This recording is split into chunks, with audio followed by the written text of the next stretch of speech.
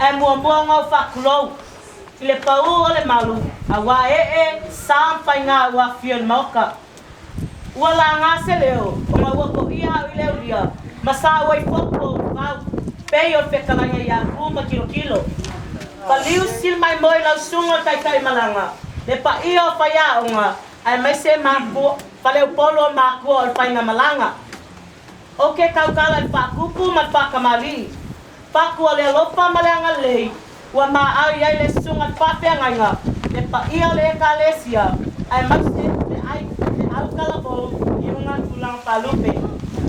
O lea ua o pele malu le aia wapa ia, o lea o polpole ngā aku.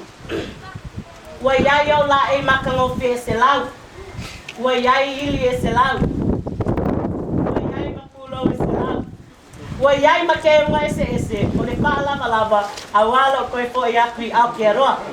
Ua malie malaupua, ua malie malpanga i la ua. Ua malie male walongo, ua malie malpa ua so. Ua malie maluingo. Pakai keu, pakai pa lalo.